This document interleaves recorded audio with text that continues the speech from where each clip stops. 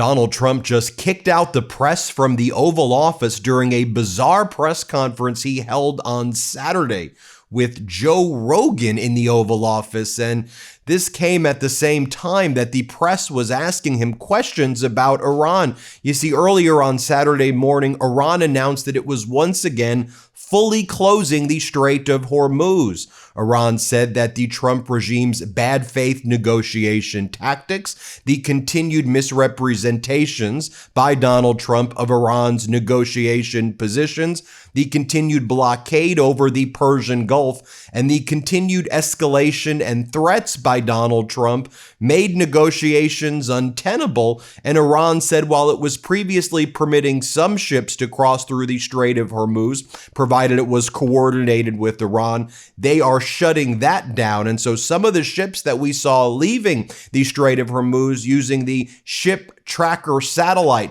they suddenly turned back, and we also learned that Iran was actually shooting at some of those ships that at first were refusing to listen to Iran's orders to head back. Iran ultimately got all of the ships that were leaving to go back to where they started, and the Strait of Hormuz is once again fully closed. Also, Iran's leadership is saying it has no current intentions to meet up with the United States before the ceasefire deadline expires on Wednesday, and Iran says it is fully prepared to go back to war with the United States if that's what Donald Trump wants to do by not agreeing to negotiate within Iran's 10-point negotiating framework that Donald Trump previously agreed to. I want to share with you the moment first where Donald Trump kicked out members of the press from the Oval Office as they were asking him questions about Iran. They were asking him questions about his claim that Iran was agreeing to all of these things and that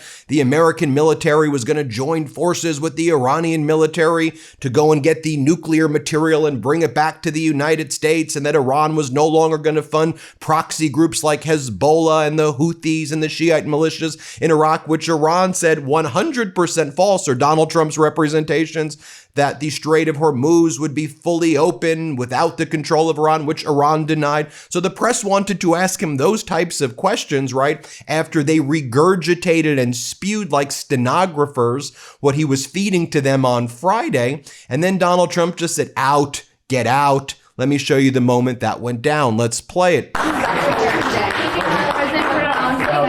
Thank you very much, everybody.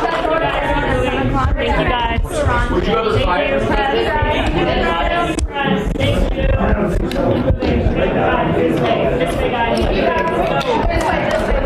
And just so you can see what this bizarre press conference was all about on Saturday, you had Joe Rogan in the Oval Office. And I think this entire move by having Joe Rogan there on Saturday, he was saying he was signing some executive order inspired by Joe Rogan. I think it was all part of a broader distraction plan from what's happening in Iran and the escalation that is taking place. But here's what he said about Rogan so you can see for yourself how bizarre this is. He talks about going on Rogan's podcast, and Kamala Harris didn't go on Rogan's podcast. Watch this clip right here. Let's play it. I want to tell everybody how this happened. I sent President Trump some information. We have a gigantic opiate problem in this country, obviously. In 2024, more than 80,000 people died of overdoses. It's a horrible number. And there's more than 5 million people that are addicted to opiates right now in this country. With one dose of Ibogaine, more than 80% of people are free of that addiction. With 2 doses, it's more than 90%. I sent him that information. The text message came back, sounds great. Do you want FDA approval? Let's do it. It was literally that quick. These drugs are illegal not because they're harmful. They're illegal because of the 1970 Controlled Substances Act that was passed by the Richard Nixon administration. They did it to target the civil rights movement and the anti-war movement. It's not because these drugs harm people. And for 56 years, we've lived under those terrible conditions. We're free of that now. We're free of that now. Thanks to all these people that we see next to me, and thanks to President Trump. I want to thank you.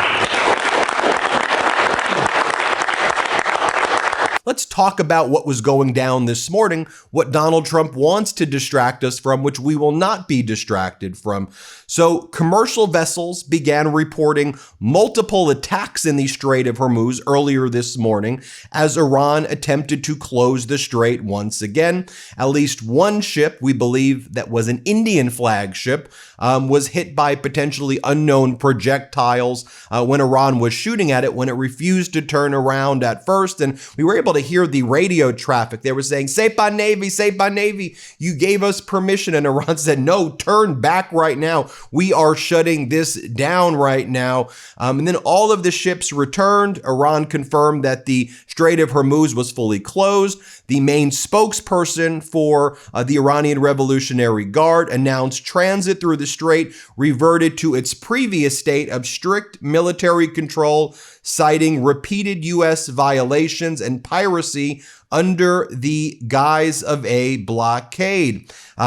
Goes on to say, one of the top Iranian leaders says, "We warned you, Donald, we warned you, United States, but you ignored it. Now enjoy the Strait of Hormuz returning to its status quo." Then Iran put out on its Fars news agency the following message. A spokesperson for Iran's Revolutionary Guard says, "The Islamic Republic of Iran, following previous agreements, has consented with good intentions in the negotiations conducted to allow a limited number of oil tankers and commercial ships to pass through the Strait of Hormuz in a managed manner. But unfortunately, the Americans, with their repeated breaches of trust that are part of their track record, continue to engage in piracy and maritime theft under the so-called title of blockade. For this reason, control of the Strait of Hormuz has returned to its previous state, and this strategic strait is under the strict management and control of the armed forces. It announces that until the United States puts an end to the complete freedom of movement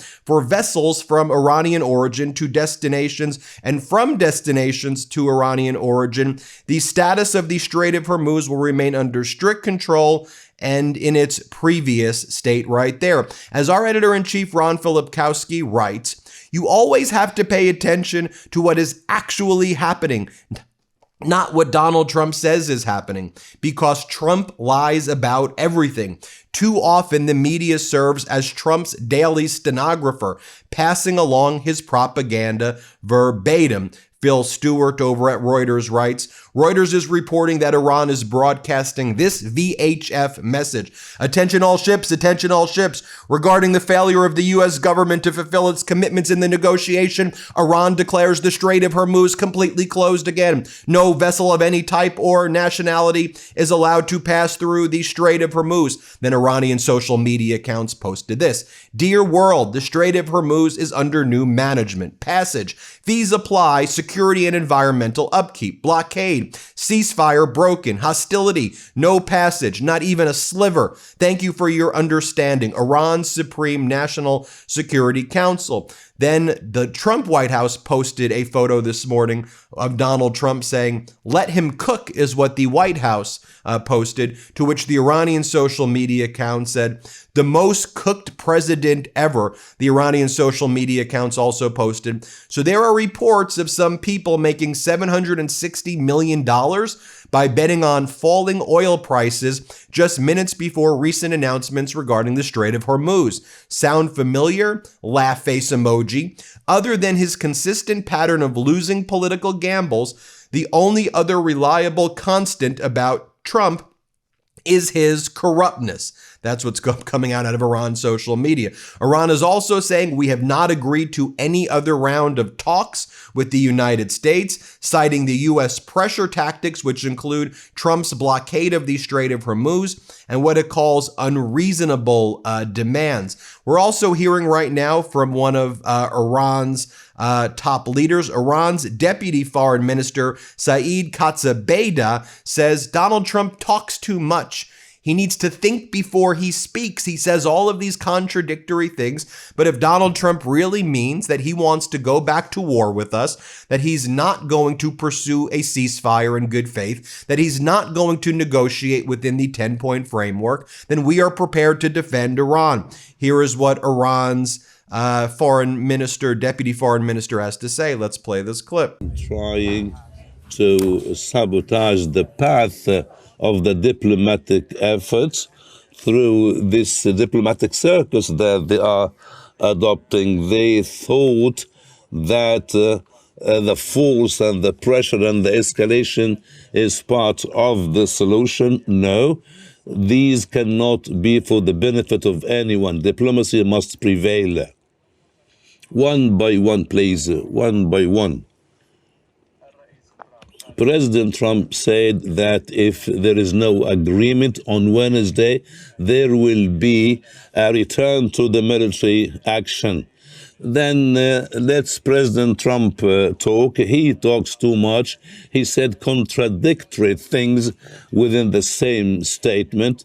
This cannot be prevailed. I don't know what exactly he meant. The American people must decide about him if his statements are aligned, and if they are going with international law, then we will continue our defense with all heroism, with all nationalism and patriotism. We will defend Iran, the oldest civilization on the planet. We will fight till the last Iranian soldier. War cannot lead to any positive solution. The Americans must understand and must learn the lesson. The era of colonialism must come to an end. They cannot dictate the orders on the other nations. As we explained on the MeidasTouch network, Iran has not agreed to a next round of talks with the U.S., citing these pressure tactics. Tehran says negotiations will only continue if these demands, the unreasonable maximalist demands by the Trump regime, stop, adding that it has sent the same message through its Pakistani intermediary, that's the feared Marshal Asim Munir. Reminder, Trump said yesterday he expected a deal within a day or two. As our editor-in-chief Ron Filipkowski also explains, the worst possible tactic you can use when negotiating a deal with a regime like Iran is to dunk on them in public during negotiations. Any knowledgeable, seasoned diplomat knows this, but we have Mr. Art of the Deal who needs to feed his cult and the markets a steady diet of BS. We also are learning that Iran's supreme leader, Mojtaba Khamenei, says the country's navy is ready to inflict new bitter defeats on its enemies. So folks, things are escalating right now. Also, you have Iran releasing this new Lego video. I'll just show you a short clip of it, mocking Donald Trump having fake negotiations with Iran, and I mean, just humiliating the United States. Here, play this clip. I'm going to talk to the Ayatollah now to resolve the Strait of Hormuz issue. What's the price of oil? Dad, please be patient a little longer.